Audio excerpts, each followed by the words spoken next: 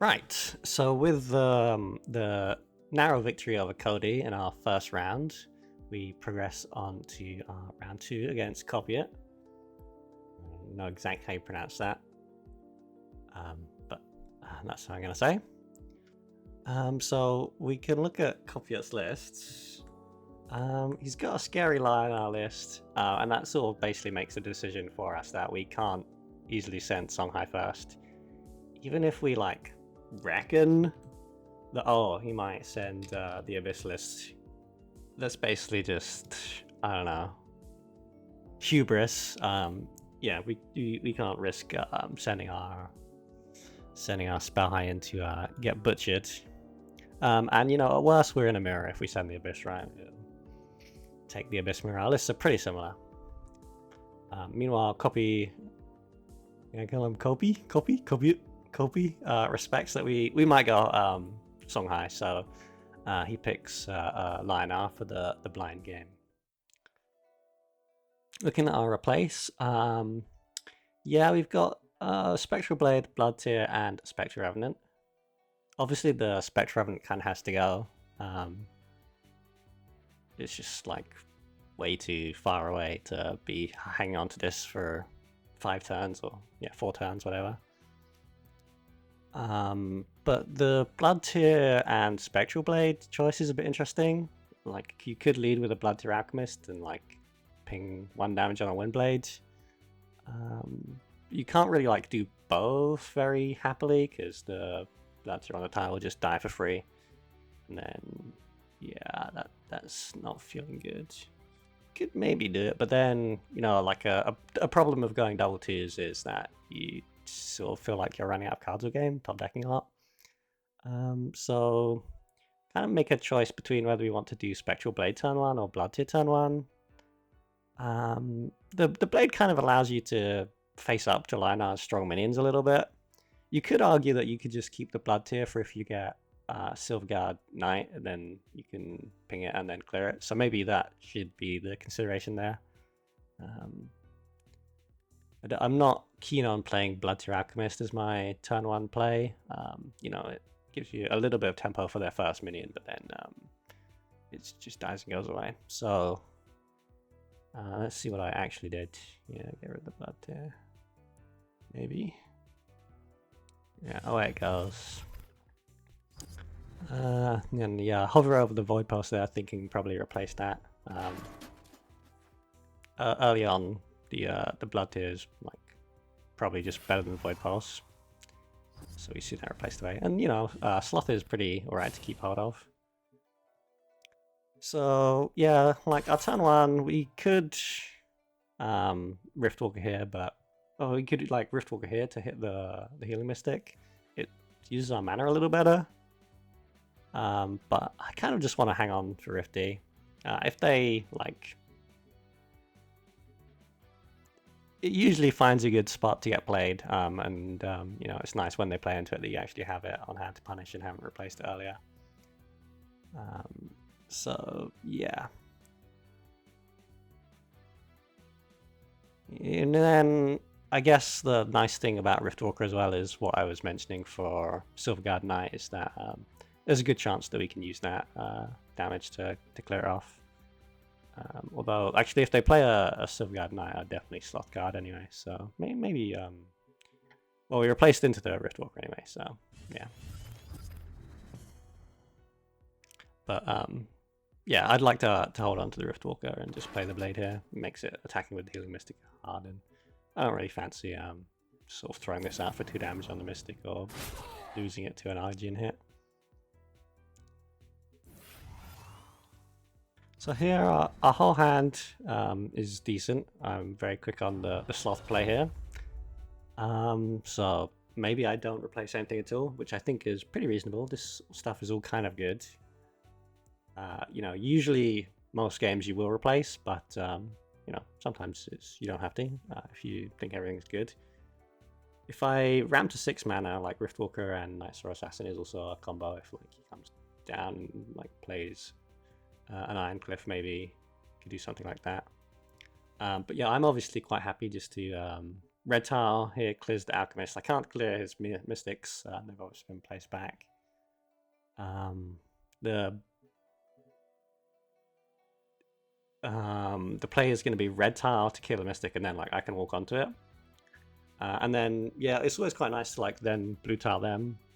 If you've ever been stuck on a blue tile all game, you know it's pretty rough, especially when your opponent is on the red tile next to you. And that's especially even more true when I've got a Spectral Blade. And obviously my sloth is protecting it. I think the green tile should go here so that Arjun and Healing Mystic cannot clear the sloth. If I recall correctly, I think I put it somewhere else. I don't know where. Did I deny the mana tile? Yeah, deny the mana tile. I'm not sure how important that is. There's definitely a chance that Kopiuyt can like have access to 6 mana, like do a triple 2-drop if I don't do this. But now he can clear the sloth on board. So swings and roundabouts. Obviously on our turn we're going to replace this big chicken. It's miles and miles away. We are running a small number of Dark Fire sacrifices, but yeah, this needs to go. I can see already what I'm thinking, this Primus Fist. Of course, you know, I'm thinking that I want to kill this Ironcliff Guardian, and the card in my hand that does that is a Nightstar Assassin. So either I can like whip it, and then then if I Nightstar Assassin it, that's a bit weird because I could just whip it away. But the game's probably going to go, if I whip it away, the game's probably going to go long enough that the Ironcliff comes back. So what I can do, this green tile working against me here, by the way, because my sloth does no damage to it, right? Takes 1 less damage, so sloth does 0. So I can't just hit a Nightstar Assassin. But the Primus Fist lets me buff up my sloth guard, and then the Primus buffed sloth guard will deal 1 damage. That lets me Nightstar Assassin it. Then I could hit a Healing Mystic, or I can just continue going face and getting advantage from the blue tile.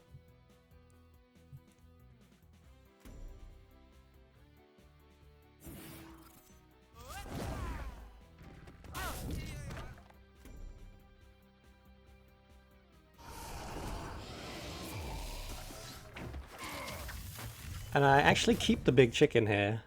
I think the reasoning for that was that, yeah, like I only have 1 in the deck, right? And I'm expecting the game to go to 9 mana anyway, and as player 2 we get to go to 9 mana first. So, yeah, it's not necessarily bad to have this in hand. Like I have decent plays otherwise, and you know, we've drawn to stuff that we can play. Maybe it is a bit greedy, but yeah, we chose to hang on to the Zuriel here.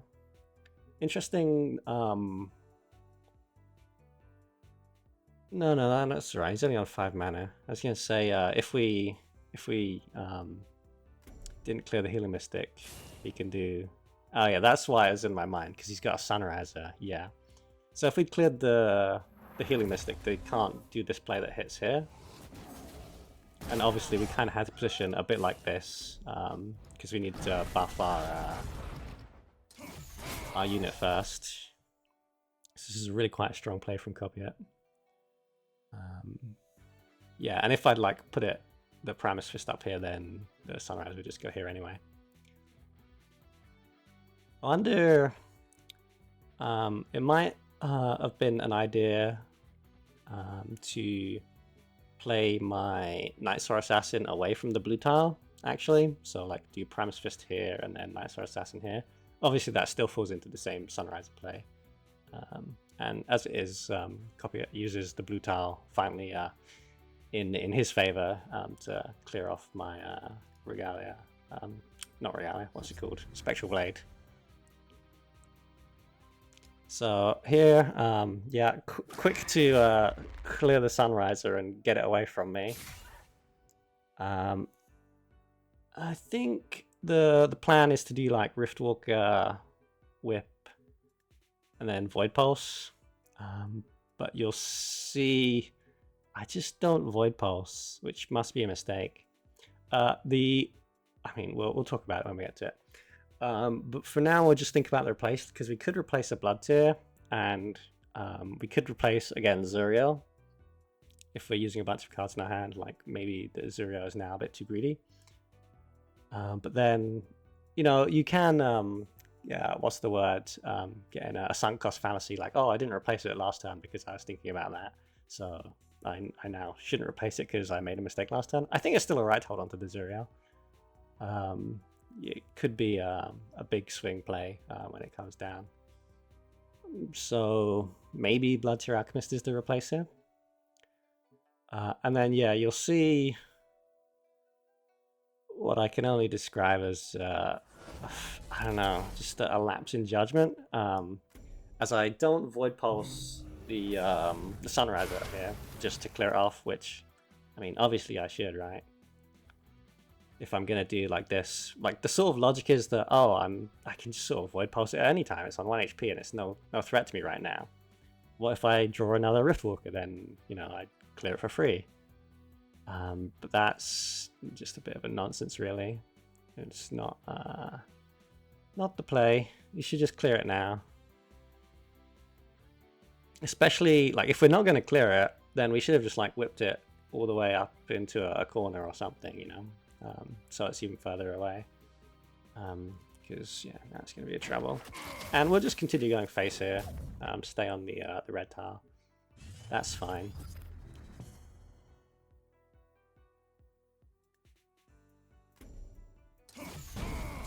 Copy is very happy to clear our Riftwalker with the blue tile, and you know, this shroud is actually really annoying. Red tile is quite the boon, and having it cleared off, yeah, it's a bit lame. And now we get the punish here, right? Because obviously I'd love to spec rev the Silverguard Knight, but then Sunriser just like waltzes in and like Immo is just disgusting. So I've really been punished for the misplay last turn. That said, it's not bad to hold on to Revenant for my 8 mana turn, because on my 9 mana turn I know I've got Zuriel, so if it gets killed we can Zuriel it back, which is a pretty strong play. That means that we don't really have a good play this turn, so we really need to replace something, probably Void Pulse. It heals us up, but also having a 2-1 on board, a little bit of board presence is nice. So Void Pulse goes away. That isn't really what we wanted to see. Healing Mystic doesn't really solve our a Silverguard Knight problem. You know, a Knight or Assassin or a Dark Transformation would have been exactly what we're looking for, but yeah, we have to take what we've got here. You know, it's our own fault for making the situation awkward with this Sunriser. Like, if it was just in the corner like here, it'd be less of a problem. Although, it still might be able to clear our Spectre Revenant. So we should have just killed it. You know, it's a silly play. As it is, we're just going to clean up the Sunriser that we should have dealt with. And yeah, again, we're not Void Pulsing here. Like, our projected play is to do Spectral Revenant, and then we'll have 1 mana free to Void Pulse. I think, again, this is probably a mistake. We could just, like, Void Pulse the Helium Mystic or the Silverguard Knight. Because Timmy runs Archons. Well, to be fair, if he runs Archon, like, our Spectre Revenant is suddenly really bad. It doesn't match up into Archon very well.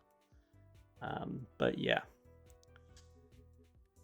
That was the logic for not keeping the Void, or not casting the Void Pulse. We're not actually, like, clearing a minion off board or anything, so we can save it for when we know that it's gonna do something useful, and that might be next turn with the Spectre Revenant.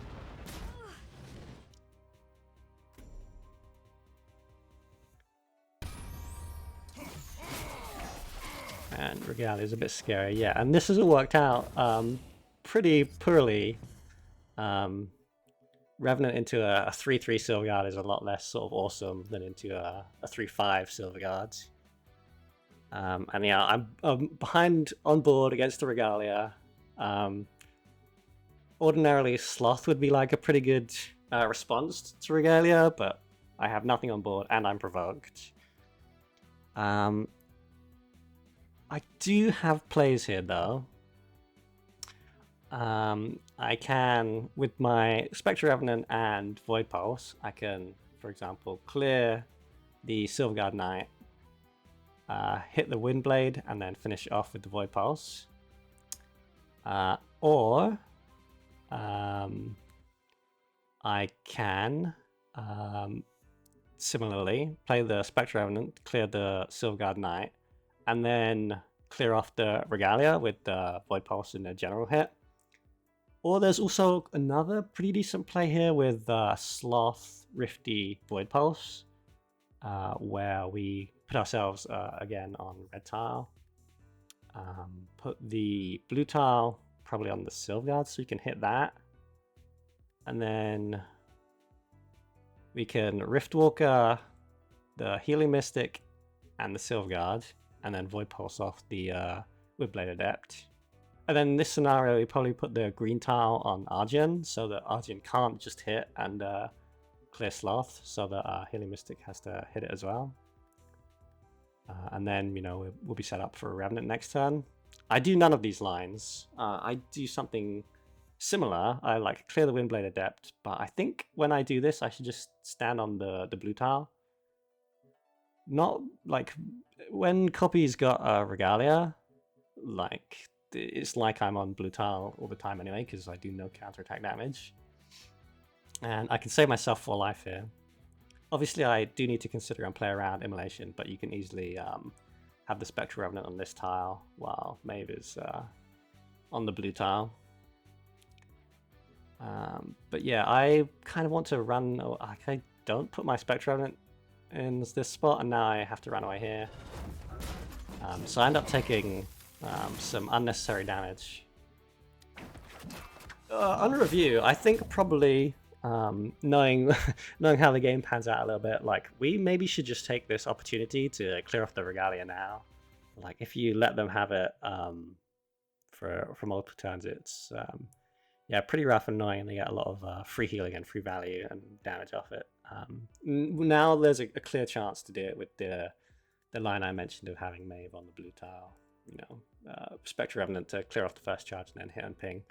Yeah, we might take a bit of damage from the Windblade Adept and the Healing Mystic while we're on blue tile, but we're gonna take a bunch of damage anyway, right? Yeah, it's kind of unavoidable. And you know, we would in that situation we'd avoid 4 damage here, so. Alright, Kopiuyt has a Martyrdom for our Spectre Revenant. That's not unexpected.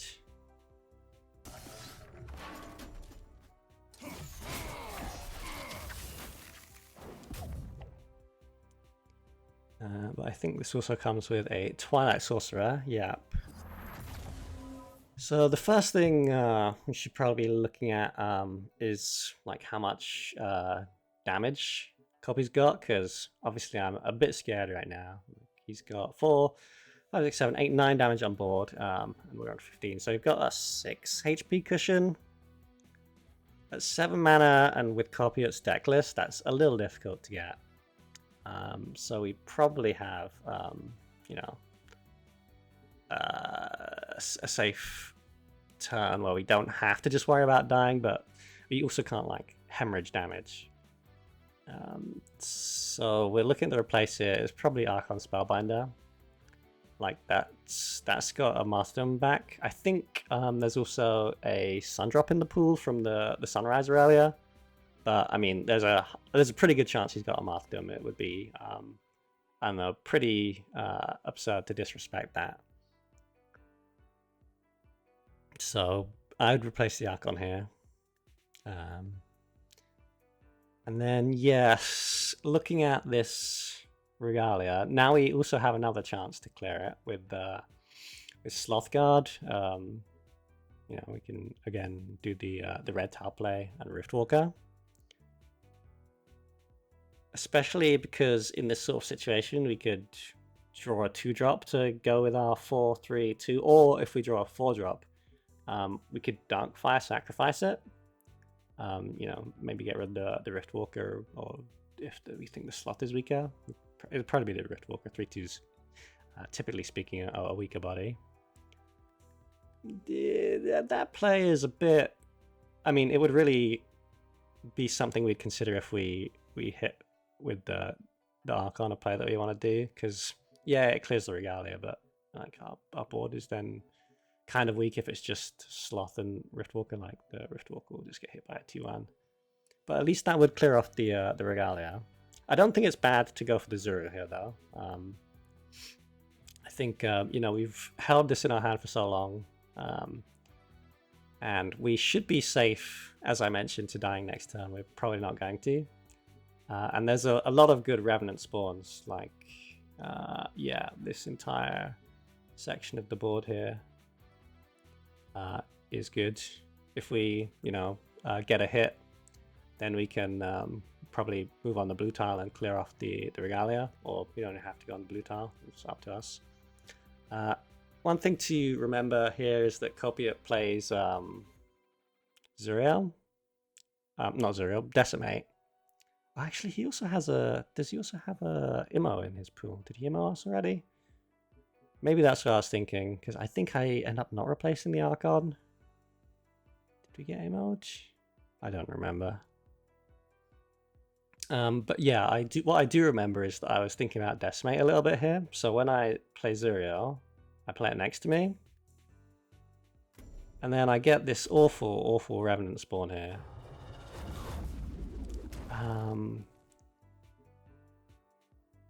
I just get a bit scared, I think, and like I'm like, oh, what if he has Immo? I'm like just dying now because my Revenant spawn was bad, and ran away. So this, I should pick a lane, right? Either like I'm playing around Decimate or I'm playing around Immo. So if I'm playing around Immo, then I should not move my Revenant like this. Because obviously you can just walk here, play something here, and easy Immo. Very easy. And yeah, this Revenant was just not doing anything. And yeah, I'm still super weak to Decimate in this line as well. So yeah, just a bit of a comedy of errors here on this turn, I think.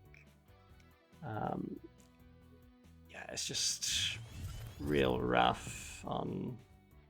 Like, if my Revenant's alive and is like hitting here, then the follow-up Revenant's going to be really good. But yeah, the way this works out, Riftwalker Immo is pretty devastating.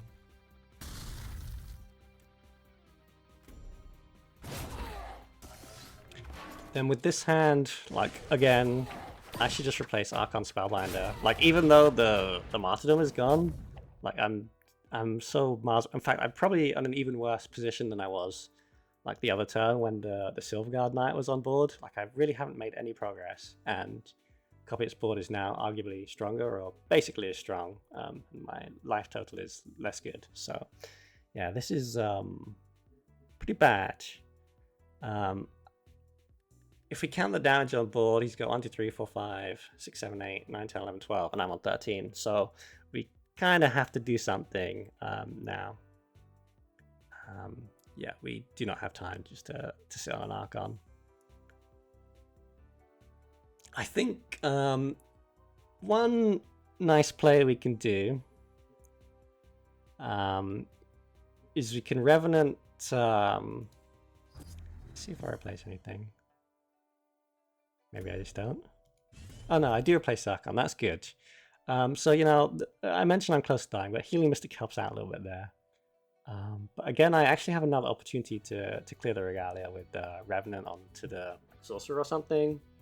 And then I can either just face tank the Regalia or save myself 4 HP. I'm not sure how useful saving the 4 HP is, because then his minions get a free hit into me. But when we're under pressure, it might be worth considering, like, save some... Like, they're going to hit me no matter what, it's just whether they're alive or not. So, if some HP now, like, you might want to trade some HP like a little heal in order to give your opponent some minions. Like that sounds weird, but that's sort of effectively the result, right? So yeah, and then we could do like a healing mystic, or we could like sloth first. I don't think there's much benefit to that, especially not if we're worried that Kopiuyt's going to play a second regalia.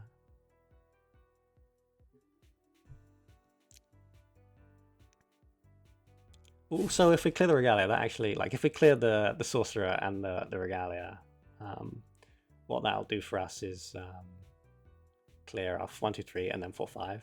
I think the play I go with does also clear the regalia here. If I go on red tile, I can hit, and then Rift. Do I have a Riftwalker? Oh, do I Riftwalker his minions? Oh, I'm Night Soaring. Wait, did I replace the Riftwalker, or did I just never have one? I don't remember. But I guess what I do does not clear the regalia, so that's still up. I guess I'm thinking that I'll hit it next turn.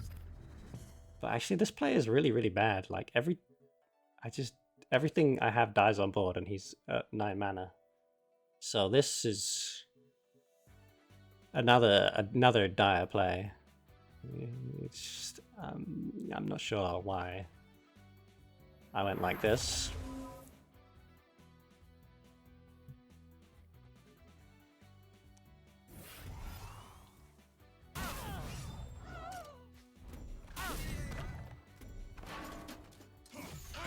So clearing the provoke with his onboard stuff lets him walk off the blue tile, and yeah, I'm provoked here and in a bad spot. The Sunriser is scary, like it's the scariest thing on board. I will pretty much always respect a Sunriser, so there's a little hot tip if you're playing against me and you don't have any like healing in hand, but you want me to burn some removal, just play a Sunriser even if you can't proc it. I will respect that. I'm not gonna let that like walk down here and MO me and then Sundrop or whatever. That's just not allowed. That's not gonna happen on my watch. So yeah, I've got a Riftwalk play to clear off some of the minions here, and then Revenant clear off the Sunriser, and finally deal with this Regalia, which I let drag on way too long. We've sort of lost so much incremental value here to letting that linger.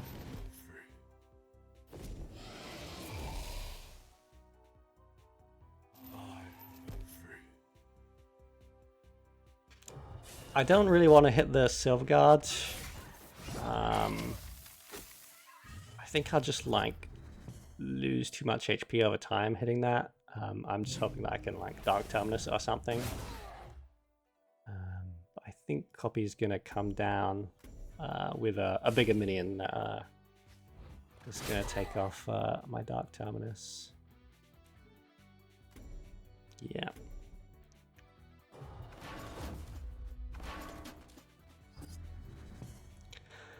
Yeah, and now we pretty much have to Dark Terminus the Archon. And then we're still sort of open to 1, 2, 3, 4, 5, 6, 7, 8, 9, 10 damage. So we sort of have to Sloth to even stay alive. The Archon just doesn't do enough. There's a pretty cool play you can do with Dark Terminus is that it's pretty easy Darkfire sacrifice fodder. Like I could vomit everything out here.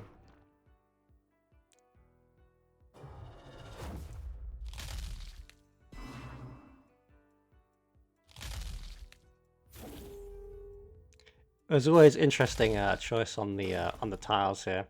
I could put a green tile on myself to try and like hang in there, survive, like take less damage from his minions. It doesn't actually help as much as you might think. Like Riftwalk, instead of doing 3 damage in 1 hit, deals 2 damage in 2 hits.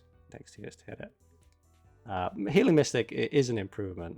It would go from 4 damage in 2 hits to 3 damage in 3 hits. So, you know, you're buying time, like you are taking less damage. But I think I just kind of need to try and deal with this Silverguard. Like I can bleed out and lose slowly, or I can have a riskier turn next turn, but actually try and win the turn after. And yeah, I'm in a bit of a desperate position, so we're trying to just get as much tempo on board as we can. I don't really care that I'm playing in Timo.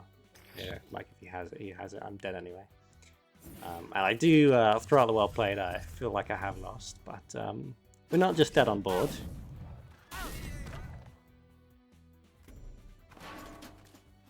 This is really bad though. Azuriel is a pretty good one. Gets that Archon back. And yeah, not ideal. So I'm going to do what I can to just not be dead on board here, which means we have to clear the Silverguard and run away from the Archon so that doesn't hit us.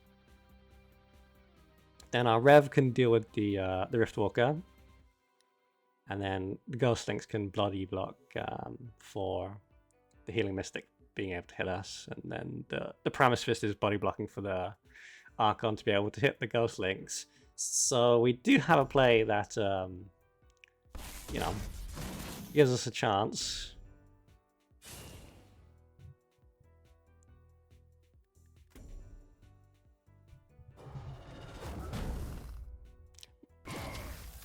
I suppose there's potentially an argument that it could be better to...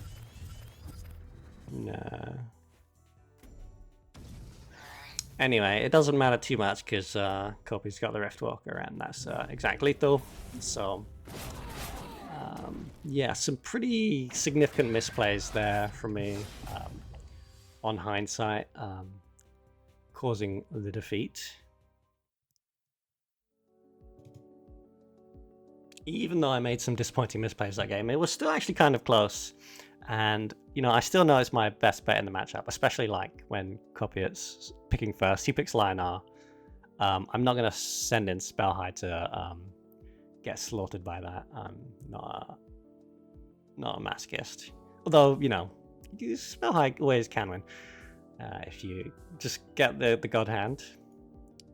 The interesting choice I have here, though, is whether I want to pick player 1 or player 2. Conventional wisdom is that player 1 wins a lot more. However, I feel like in this matchup that just getting to Revenants first, getting to Zuriel first, could potentially be a big game. I'm not certain it's correct, but yeah, that's the logic I go with. Obviously, Lionar's early plays are, you know, very scary if they go like Windblade into Windblade Silverguards. But, you know, with Whip and stuff, I have options to deal with that. And right, yeah, we're into game 2. This hand is pretty cool because I've got a 2-drop and a Whip to deal with any early, yeah, basically that possibility I mentioned where they get their like best stuff early on. You know, like take the tile, stop the ramp to 4 or 5. And yeah, clear the Windblade. Getting a Whip on a Windblade is kind of a big game because, you know, if it hits you twice, that's 8 damage. Whereas if you whip it away, it loses to Zeal, and it's only 2 damage. And yeah, obviously clearing off their stuff earlier is a nice tempo. Get that. Again, choosing to keep the Riftwalker, I believe. It's just a sweet card. I don't know. It usually gets spots where it's doing something.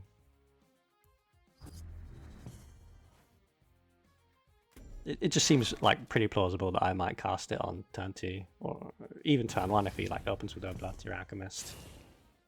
So yeah, there's the Windblade. I'm obviously gonna do that. I'm reasonably like happy with a Riftwalker. Like, there's definitely worse things I could replace into. Like if I replace into Archon or Zuriel or Spectre Remnant, then that'll be a downgrade. So this is probably, you know, slightly above average to have in hand.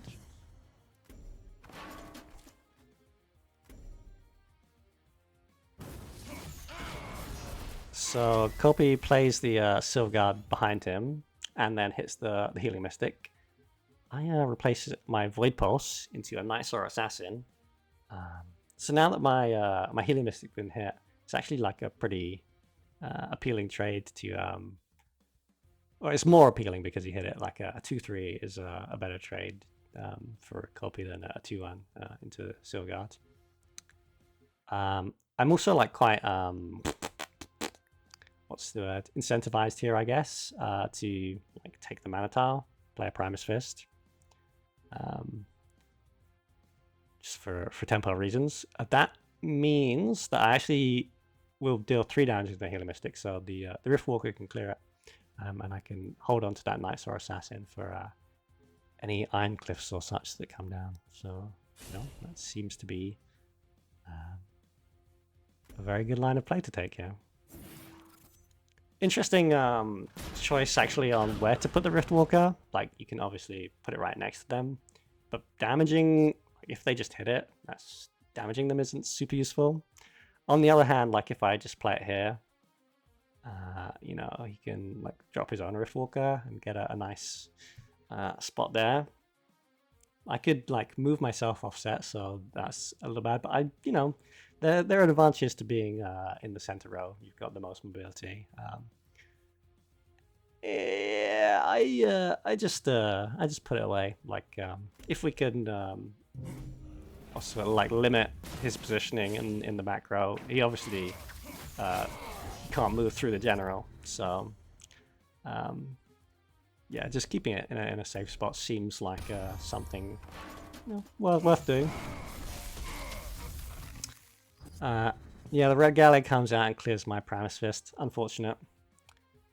Even though I would like to keep the Nightsaw Assassin for, Big Iron Cliff next turn, I have a lot of removal in my deck, and it's not like he's running Divine Bond or something. And as we saw last game, like, you can definitely lose to a few tons of Regalia. Like, I need to try and replace into something to help me deal with that. Don't really hit it. Ghost Links isn't exactly what I'm looking for, but yeah, moving the Riftwalker in to try and threaten that a little bit. I can play the Ghost Links where Regalia cannot hit it, and then equip a Spectral Blades, so that there's only targets that chip the charges off. I actually go ahead and hit here, and then Void Pulse. I kind of think that's probably not right. Of course, that leaves him with 1 charge and like only targets that break Regalia. So, it's not necessarily bad, given that I'm using Ghost Links to draw fresh cards.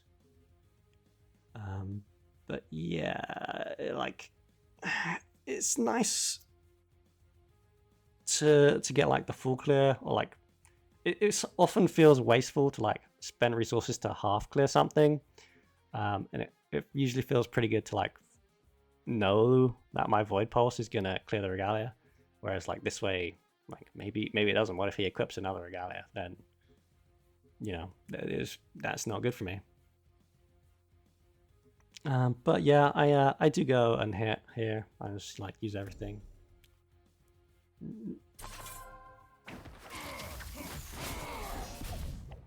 And it is nice to have a Ghost Links on board as well, because obviously that can attack into Regalia and yeah, help chip that off. The other thing about using the Void Pulse is now I'm like kind of just pure top decking. Like, I don't know what I'm gonna get entirely next turn. And we also get punished here a bit with the double Blood Tears. Clear off my my sword, and that lets Kopiuyt get this quite nice attack here. Sucks to be me, really. But it's the result of my choices. The good news, at least, with the double Blood Tear and the position here, is it's a pretty good Riftwalker. Riftwalker alone kind of isn't enough to feel happy about the play. But luckily our Ghost Links can break the shield. But we do need to replace into something. We could like keep a Darkfire Sack and like, I don't know, greedily try and get Azurio, but it seems like the lowest impact card, so probably see that go away. And yeah, Healing Mystic is just fine. Like, we took a lot of damage attacking into Regalia twice. Suddenly we're very low on HP. So just getting a little minion that heals us up is pretty good too.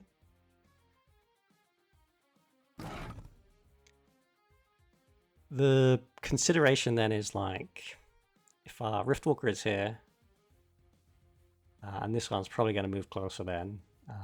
Where's our position? I guess it's ingrained for me from hours and hours of Duelist 1 to go for a little staircase formation here to play around Sunrise or a Nemo.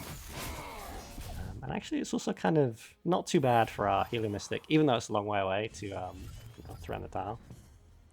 Of course, in Duelist 2, like, this is a pretty good Riftwalker to clear 2 Riftwalkers. But we don't get punished by that. And Kopiuyt sets up a Windblade and a Sundrop Elixir.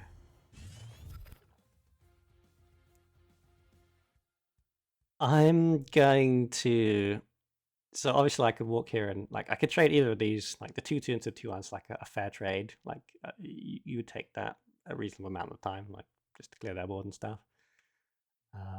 But I'm gonna use my general to clear the 2/1, even though my life total is getting a bit low. Obviously I'm gonna Spectre Revenant the 4/3 here. I could keep the Riftwalker alive, but the Revenant deals 4 damage here. I don't want to be like super weak to another Riftwalker or something. Although the play I do is a little weak to it, because we can lose our Mystic and Spectrum that's only on 2 HP. But yeah, it just feels like keeping the Riftwalker on board forever might not pay off, and we can like pressure them with the Revenant damage. But what the play I go for is sort of thinking is it makes this Healing Mystic very threatening. Not for anything its stats are doing, it's just a body near the mana tile as I'm going to 8 mana. So sort of as I mentioned last game, if you can be the first one to Zuriel, that can be pretty sweet. I just realized I'm not full screen there. Wonder if I can fix that in the edit. Yeah, so obviously a Riftwalker here is really, really powerful. But if they don't have it, like, they're probably going to be quite scared of the Zuriel. And, I was hoping to draw it as well, of course, right? Even though I didn't get it, I still have Replace, so there's a chance I can hit it. Aside from that, yeah, just slamming the Revenant and, yeah, sending everything the Riftwalker's faces, it does seem quite good because, now he, is scared of another Revenant. Or it has to clear this one as well. The Immo is pretty good because this hurts me. Down to 7 HP. But Kopiuyt is either like scared of a Zuriel, like into a Revenant. Sometimes you pause the game and it doesn't. Either he's scared of like a Zuriel into a Revenant or just another Revenant. He can't really hit me there, even though I'm so low. Like if he just hits me and then I have hit back and summon a Revenant, he just loses. I'm not sure if you have to run away though, because I kind of presented like being strong, like I'm going face. But if you look at my hand, it's like Dark Transformation, Demonic Lure, Nightsaw Assassin, and Primus Fist, and he's got a 2/3, so yeah, like what's good here? My answer, like, if you played a big minion, I've got the bases covered, but I end up dark transforming just a Wraithling. It's not the end of the world, of course. I've still got 2 more removals in my hand, so getting another body on board that I Primus Fist here, it's not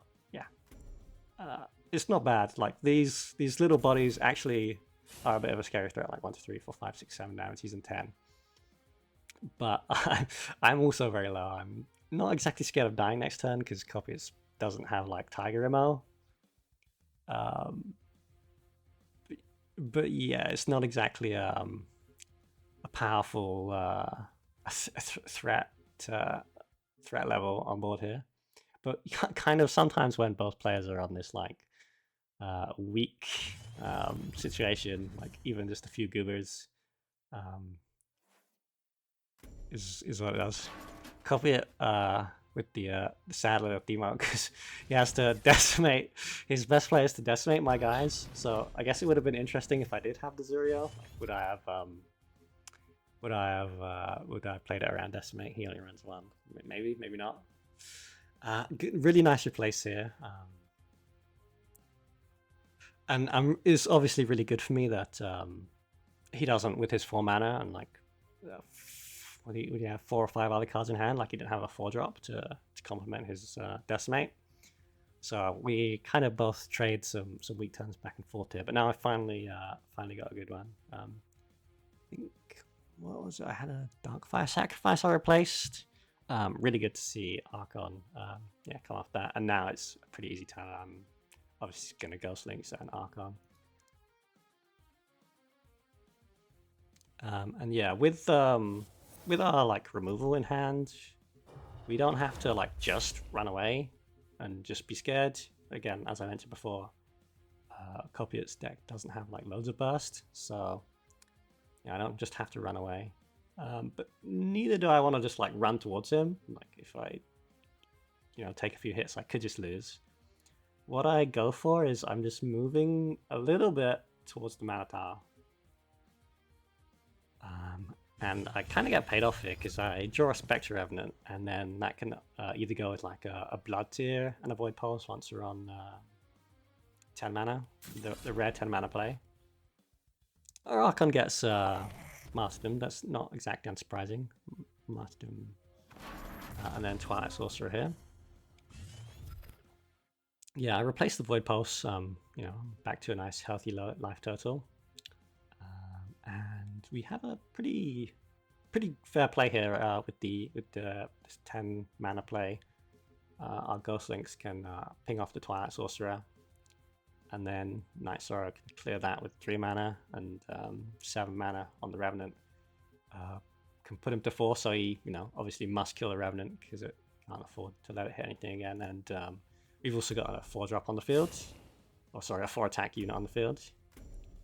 So presents a bit of a conundrum.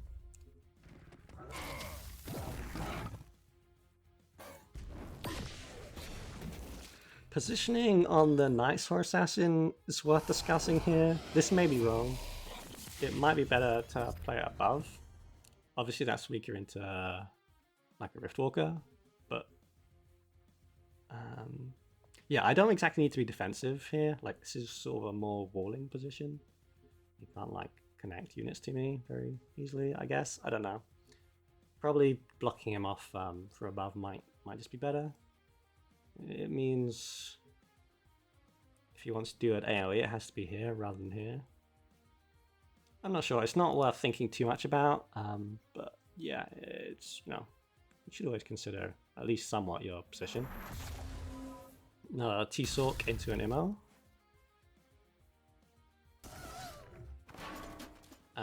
But yeah, he's down on 4 HP. I think I replaced away Allure because I'd rather Terminus. And then we replace it to a Grasp. Obviously, that's 3 damage, and then one of our pings can finish the game. That's well played.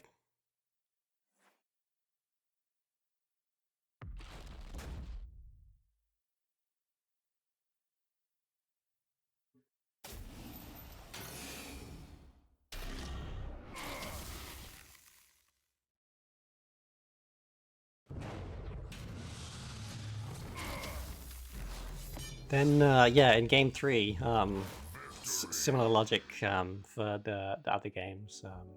I can't very well lead Songhai. The line counter is way too scary, so it's the Abyss pick. Kopi reaches the same conclusion as I did in the last game, either like from his own reasoning or just respects whatever logic I was using and thinks that he doesn't want to put me on P2 if I want to be on P2. So he gets side choice and picks P2, which puts me on player 1. For the mulligan, I think it's reasonable just to get Archon out of here. Then we've got Primus Fist for our opening play. Demonic Lure to deal with any sort of pesky Silverguard Knights or Windblades that might come down. Demonic Lure is quite a nice answer to Silverguard Knight. It takes it out of seal so I don't hit back very hard, and then 2-drop and General can clear it. And yeah, obviously, same is true for Windblade Adept. I choose not to replace the Archon. I cannot tell you why. Maybe I was thinking I might draw a Darkfire Sacrifice and get an early one out. But yeah, I don't replace it in the Mulligan or on my first turn. So yeah, definitely thinking something there. But I couldn't tell you what, because yeah, trying to drop an Archon, then if it immediately gets met by a Martin, we're pretty sad. And then on our next turn, we don't have a fantastic play lined up. So we're going to replace the most expensive. And then I don't think we get anything better. Well, no, Healing Mystic is something better, I would say. But if we hadn't hit, we would sort of have been punished for not replacing the Archon earlier. Like, are we going to play a Naked Night Star Assassin? It's not too bad to lure away the Riftwalker. It's not the ideal target to do. But it's still nice to get off the board. We can also play the Healing Mystic to prevent Kopiuyt taking the tile and heal up our own Primus Fist is quite nice.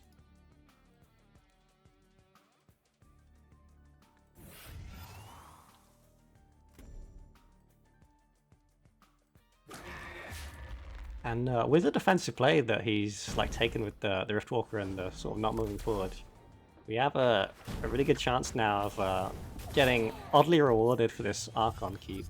We can... Oof. The arrows are maybe giving it away a bit. He's only got a Sunriser, so that's a weak play for us. And yeah, obviously, we're happy to slam down an Archon. It probably has a good chance of getting martyrdom, but I mean, if not, we're really happy. Of course, we still have to respect the Sunriser here. We don't just want to play it in his face and then I don't know, get emote or something, or yeah, take a he could hit it and then Sun Drop and Healing Mystic and then just yeah, I don't know. We got to play a little respect for the Sunriser. Maybe I'm a little too respectful of it. Maybe we could get away with putting it in his face, because it makes Sun Drops and stuff more expensive. He's only on 5 mana. But I really don't want to lose it. It's pretty big investment to lose to some onboard stuff. If they have the removal, they have it. But the positioning, obviously, I'm going to move my Primus Fist here. I wonder. So you can obviously see the Sunriser range here. If we're trying to play around that, if we put it on the same size as our general, or if we say our general's the Archon's the strongest unit on the board and our General's the second strongest. Maybe we divide up our 2-drops and present equal sides. I put it here, which I don't really like. I was maybe thinking of moving the Mystic back. Obviously, I want it, close as possible. Try and threaten Argian. But the way I do it here sort of gives Kopiuyt a safe side to move to. And run away from the Archon. So I'm not in love with that.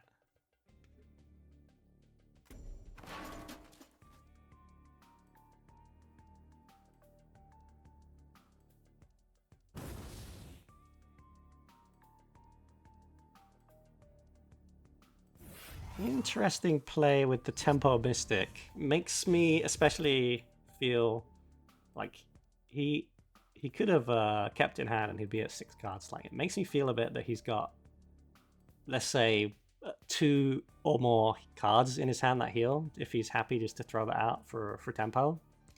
So I'm definitely, I mean, as I mentioned before, I'm pretty much always going to respect Sunriser. Maybe too much to my detriment. The Archon could... Nah, it's still silly to display it close. Yeah, it must be. So yeah, anyway, I'm going to respect the Sunriser here. We get the Void Pulse and the Night Star Assassin to clear it off. And then that leaves me a lot happier about moving in with my Archon. We still can't just be like absolutely gung-ho here. Like, even though he cannot do 2-drop MO, he still has the Silver Guard and the Healing Mystic on board, so we have to play around the on-board Holy MO. Actually, what might be better then is that my Healing Mystic's left here, right? You could move it forward here and then sort of play it around in the corner. It's basically a really similar position. Just much harder for the MO to come down onto it. So yeah, moving here and nicer assassin on this tile seems a little better to me. But yeah, we don't want our Archon to die on a silly MO, like by moving it here. Even though it would be closer, like that's no good. At least this way, like Silver Guard can walk here, MO, hit it, and then he can take 8 damage and lose his Silver Guard and an MO to clear it. That would be, fine by me. And then, yeah, obviously, the Primus Fist, we don't want that caught like in a collateral of an immolation. Maybe we could move to block here. No, we can't do that because the MO here, so.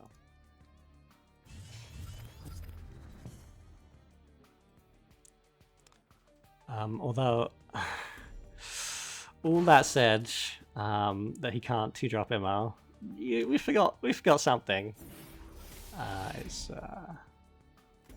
Yeah, the Dispel of the Ephemeral Shroud does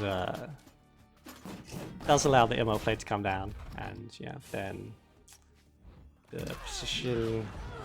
If we'd done the position here, then our guys would sort of be a bit lost in Narnia, but yes, it wouldn't be that bad. Like our Healing Mystic would come and clear the Ephemeral Shroud. Anyway, yeah, looking at our turn here, I want to get Sloth down. I really want a blue tile to, have my Archon hit Arjun for a nice big chunks of damage. You could also green tile. It makes Archon deal 7 damage and then only take 1 in return. So green tile on my Spellbinder, green tile on Arjun might not be a bad idea either. Obviously I'm gonna come down and hit the Ephemeral Shroud. And then obviously the other thing being from playing Sloth Guard is that I then have 2 mana to whip away the Silver Guard Knight. Yeah, I don't really want to have my Archon hit it if I can just lure it away. And then now that it's on 2 HP, yeah, very nice Riftwalker fodder for later. If I could, I'd have my Archon in the corner and do a corner provoke protecting the Archon. I can't do that here because I need to yeah, have my general hit the Shroud, and yeah, this just doesn't allow it. But I can do a corner provoke protecting my general, so any future MOs don't really hit much.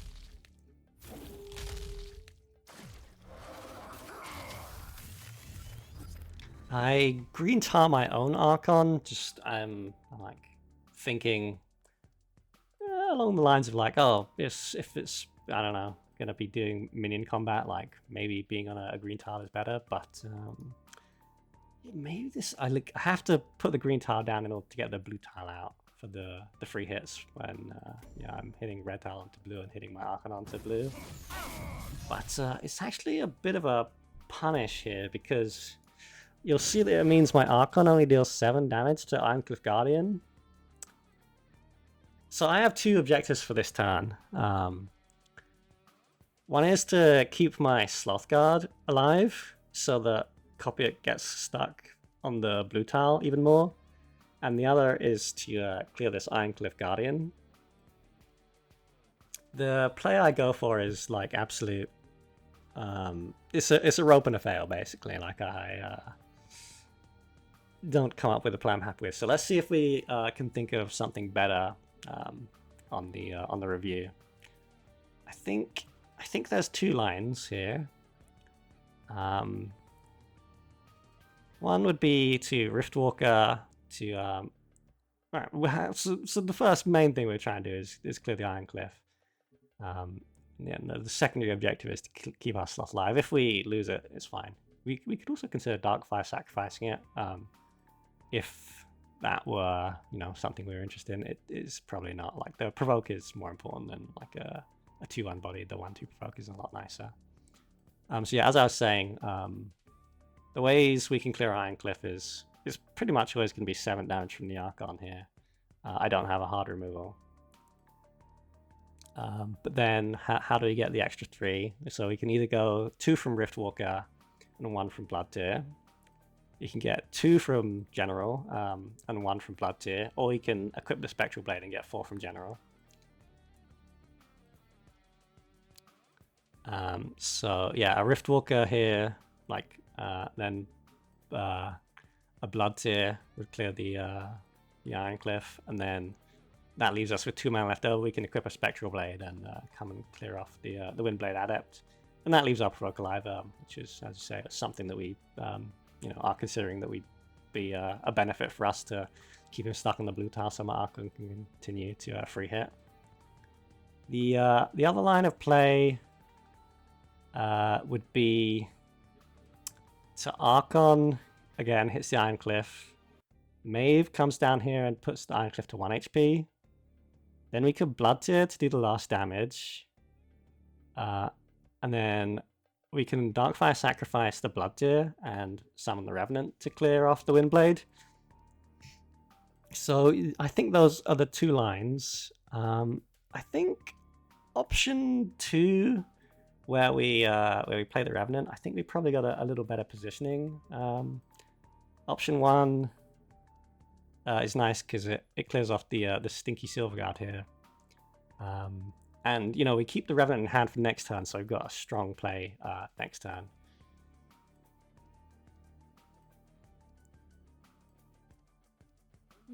Yeah, they're fairly close, I think. It's definitely better than what we end up doing here. Also, key important thing to remember is, like, figure out which one you're doing, then do the replace. So if we're doing BTA, Darkfire Sacrifice, Revenant, then we'd probably think about replacing one of these 2. Although, you know, it's not too bad. Whereas if we're doing this, this, and this, then we're probably going to replace Darkfire Sacrifice.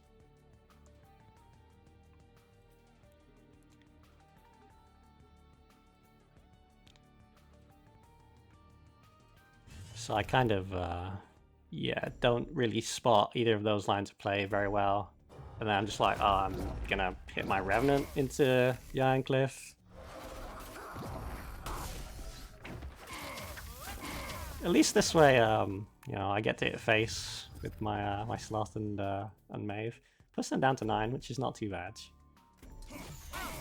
But obviously, this play would be really weak to Animalate, or even Sunrise a double heal.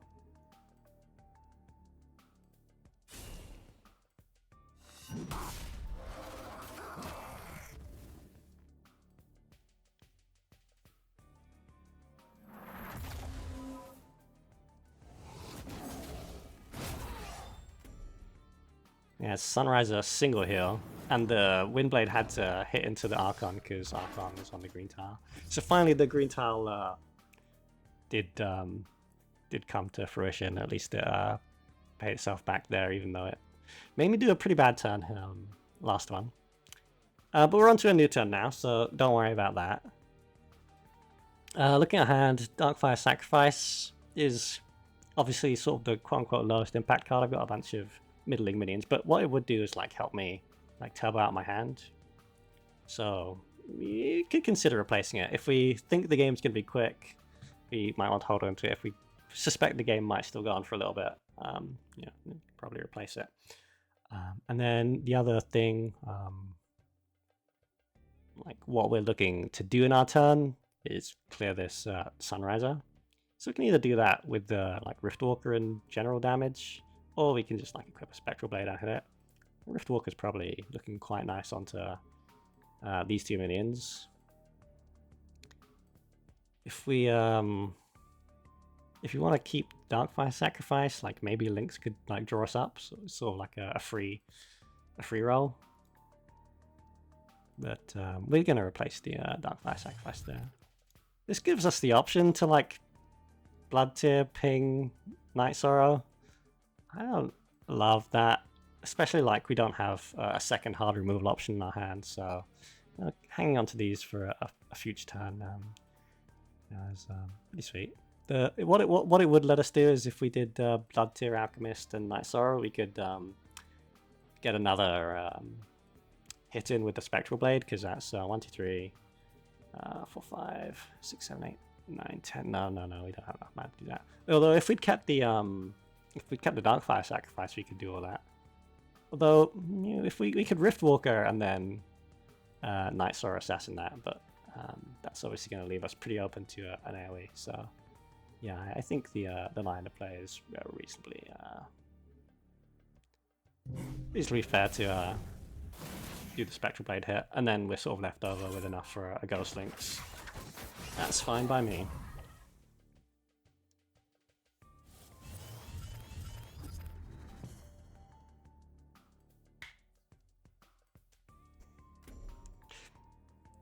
Twilight Sorcerer comes down on the green tile, making it potentially hard to remove, and a Silverguard Knight, nice protective thing, as well as a Sundrop. Yeah, that's not too bad.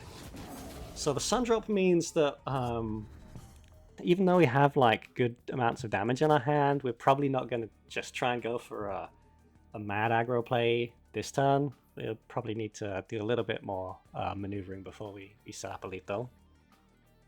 So we're kind of looking for an efficient clear here without expending too much resources. Obviously the Spectral Blades are really quite nice at letting us clear Sorcerer and Silverguard Knight. The NSA, you know, is potentially quite nice for clearing off a big 7 HP minion as well, especially one that's on a green tile. We could equip a Spectral Blade and then preserve our charges by moving on to the blue tile. That does seem quite nice.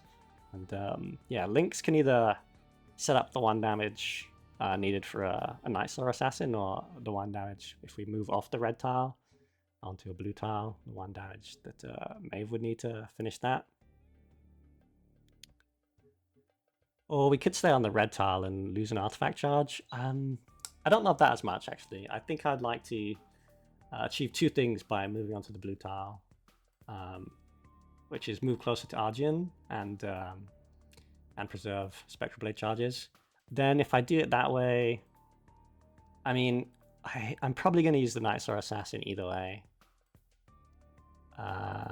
Yeah, we might regret using it if then a big minion comes out, but actually with a bunch of Spectral Blades and a bunch of minions on board, we'd probably be okay.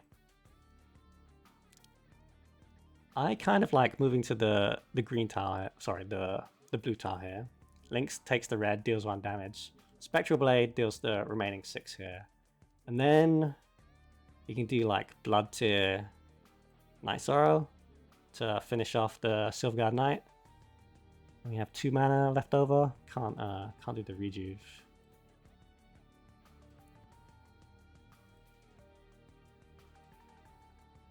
Is that right? Yeah. Alternately, we can like move forward here, equip a Spectral Blade, hit this, and then that puts us like right next to Argian. And then we could do the Night Sorrow Assassin to clear this, and then we have 4 mana left over for a Rejuvenator. Is that right? That seems pretty decent. I don't remember exactly what I do here. Replace the Blood Tear first. Primus Fist doesn't look quite like what we want to do. Oh, Double Blade, yeah, that's an option. And then that lets me use the Night Sorrow with the Ghost Lynx for the 1 damage ping on that. Primus Fist here just to make Immos slightly weaker and hit both my minions. It's nice to be on the... yeah, it is nice to be on the blue tile with a bunch of artifact charges.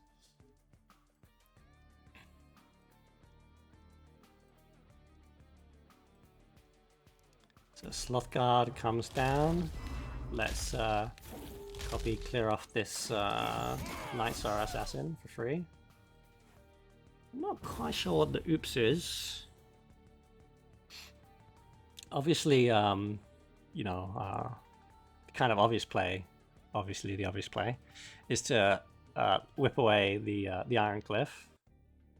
We could like move on to the blue tile and hit it that way, especially like a Grasp of Agony. We can clear the Sloth with our 2 minions and a Grasp of Agony and finish off the Iron Cliff. But I mean, if we have 8 attack and we're hitting onto Arjun, like we can probably try and win the game before Iron Cliff gets back. So whipping it away is probably pretty good. I don't think we need the Bloodseer Alchemist in this play, although maybe you also don't need Rejuvenator. But we're probably keeping the Grasp. Hitting them for 8 is like a lot, so you know a Grasp helps close out the game with any Revenant draws. Yep, the Bloodseer going away makes total sense. And actually, this sets up quite a nice play. Our Riftwalker cannot alone clear the Sloth Guard because of the green tile. Good placement. We'd want to like Sloth Guard anyway to you know keep them provoked while we try and like hit them with our stacked Spectral Blades. But there's also a pretty cheeky clear that we can do here. A red tile on the Sloth means that our Riftwalker now has enough damage to clear that off, and then I can put Kopiuyt on the blue tile, so I can stand on green. Fair enough. And with my Riftwalker clearing the Sloth, we can get a double use of the red tile. Have our Primus Fist hit with the attack bonus. Obviously, I'm attacking for an additional 8. The Grasp is 3. This Iron Cliff is out of here. And then, yeah, now Kopiuyt's in a very tenuous, scary position here on 3 HP only and provoked down while I have 3 Spectral Blades equipped. But the Riftwalker's a pretty good start, and the Martyrdom, yeah, clears off my board entirely. And that's not all. It also has a Healing Mystic, like a heal and a body block. Pretty nice play. Our hand doesn't quite do it, so we'll replace away something.